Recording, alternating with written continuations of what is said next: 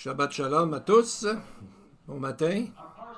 La paracha de cette semaine s'appelle Ki Tissa, qui vient d'un texte Exode 30-12, qui vient de l'hébreu, qui veut dire quand tu prends.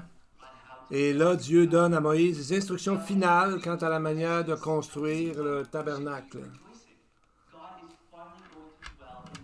Lorsque nous lisons le livre de l'Exode, on penserait que cela devrait prendre un temps, ça devait être un temps de réjouissance, puisque Dieu habitait au milieu d'eux, mais c'était en fait tout le contraire, c'était devenu un temps de jugement.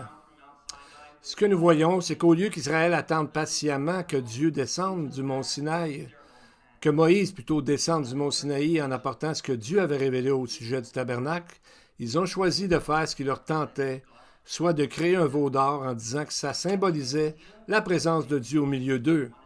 Leur idée était bonne, ils voulaient être en relation avec Dieu, leurs intentions étaient bonnes, mais ils l'ont fait d'une mauvaise manière, et c'est là que le jugement est arrivé.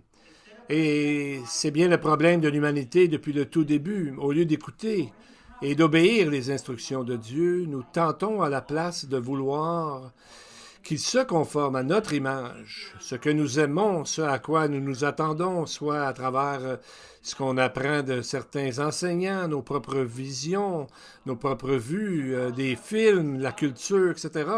Et donc, on adore ce Dieu qui n'est pas le vrai. C'est un Dieu qu'on fait à notre propre image.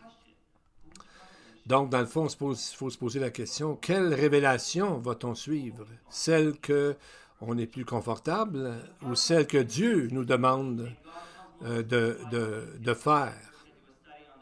Alors, au chapitre 30, Dieu conclut son enseignement à la construction du tabernacle en disant à Moïse à quel endroit les sacrificateurs devaient se laver les mains, par exemple.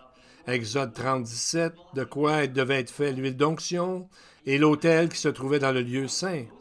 On pourrait penser qu'à ce moment, Moïse devait se sentir un peu dépassé par toutes ces instructions. Vous savez, lorsqu'on va à l'école, à l'université, surtout nos premiers cours, on appelle ça le choc du cursus, parce que c'est là qu'on apprend, tous les étudiants reçoivent l'ensemble des lectures requises, des projets à monter, des devoirs à faire, et les étudiants se disent « Comment je vais pouvoir bien faire tout ça? » De même, Moïse, en voyant tout le travail à faire, s'est peut-être dit la même chose. Comment je vais pouvoir accomplir tout ça? Et c'est pour ça que j'aime cette paracha, c'est que ça nous montre une grande leçon pratique. C'est que quoi que soit le travail dans lequel Dieu nous appelle à faire, il nous donnera toutes les aptitudes et l'habileté nécessaires pour les mener à bien. Parce qu'on voit dans le texte que, immédiatement après que Dieu ait terminé de dicter ses instructions, le texte nous dit qu'il a rempli de l'Esprit de Dieu de sagesse, d'intelligence et de savoir toutes sortes d'ouvrages, dont un monsieur qui s'appelle Bézalel. Et Dieu lui a donné toute la sagesse qu'il fallait et toutes les habiletés. De même, Dieu lui a donné Oholiab pour l'aider. Et Dieu ajoute qu'il a mis de l'intelligence dans l'esprit de tous ceux qui sont habiles pour qu'ils fassent tout ce que je leur ai ordonné. Et ce que j'ai ordonné à Moïse, Exode 31, verset 6. Donc, il ne faut pas se dire, je ne suis pas capable de le faire, je vais le faire la semaine prochaine. Et si on ne sait pas, comme Jacques a dit, on ne sait pas de quoi va être fait notre vie demain. Donc, c'est pas une bonne idée de dire on va attendre demain. Donc, on se dit, ben là, c'est bien. Ils vont construire le tabernacle enfin. Mais on voit que c'est pas vraiment ce qui arrive. Quand on retourne en arrière dans les textes qu'on a vus, on a vu qu'ils reçoivent les instructions pour construire le tabernacle, ensuite la construction elle-même du tabernacle. Mais, en plein milieu des deux, on voit l'adoration du veau d'or, donc l'idolâtrie qui est arrivée. Alors on se demande, pourquoi est-ce que c'est amené de cette façon dans le texte? Bien, je crois que c'est une façon de nous apprendre qu'il faut adorer Dieu selon ce qu'il nous a révélé. On ne peut pas approcher Dieu simplement de la manière dont ça nous chante. Ce qui est épeurant, c'est qu'Israël croyait agir correctement en créant le veau d'or, parce que Moïse était parti depuis 40 jours sur le mont Sinaï. Le peuple est allé voir son frère, et ils ont dit à Aaron, écoute, Moïse qui est monté là, sur la montagne, On ne le sait pas. Alors, fais-nous un Dieu qui marche devant nous.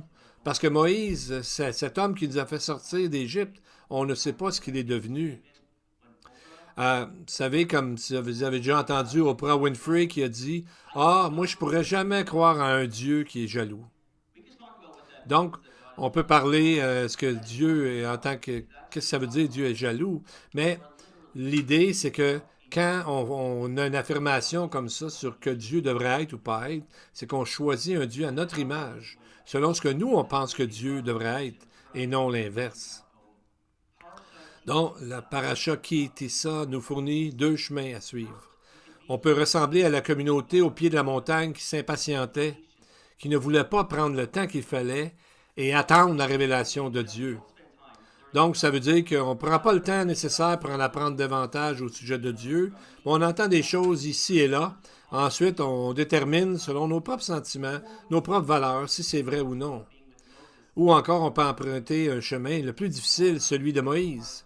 C'est plus long et qui demande beaucoup de discipline, mais qui est beaucoup plus enrichissant de la part parce que Dieu est avec nous à ce moment-là, car on suit ce qu'il nous demande. Ce qui veut dire que pour nous aujourd'hui, c'est de prendre le temps nécessaire pour étudier la parole de Dieu comme il faut et de chercher sa révélation, ses instructions. Comme Paul a dit à Timothée, il lui dit « Efforce-toi de te montrer comme un homme approuvé de Dieu, oui, même éprouvé par Dieu, parce que à travers ça, on apprend. » Donc, on voit que Dieu, vers la fin des textes qu'on lit, Dieu amène un jugement sur Israël. Il dit « Ma colère va s'enflammer contre eux et je les consumerai, mais je ferai de toi, Moïse, une grande nation. » Exode 32, 10. Imaginez-vous être Moïse, ça semble être l'offre du siècle. Tout le long du cheminement du peuple jusqu'à maintenant, Israël s'est plaint et murmure contre lui. Enfin, Moïse aurait pu dire « Ah, j'avais raison. Tu vois bien que ce peuple est ingouvernable. » Mais ce n'est pas l'approche de Moïse. À la place, il a démontré le plus grand amour, qui est un type même de l'amour du Messie à venir. Il a démontré, dans le fond, ce que Jésus a démontré encore plus parfaitement plus tard. Il a même dit à Dieu, Exode 32, 32, « Pardonne-les, sinon efface-moi de ton livre que tu as écrit. » En d'autres mots, c'est comme s'il disait, « S'ils disparaissent, fais-moi disparaître avec eux. » Ça montre son amour envers le peuple d'Israël, même quand Israël était au plus bas. Donc, ne pas faire un Dieu à son propre image, mais de se conformer à ce que Dieu nous demande. Et le fruit de l'Esprit est d'aimer les frères et les sœurs, de s'aimer les uns les autres. Donc, dans la paracha Ki-Tisa, encourageons-nous les uns les autres à faire l'effort nécessaire de se discipliner afin de mieux comprendre ce que Dieu nous révèle dans sa parole et de grandir en conformité avec son image. Amen.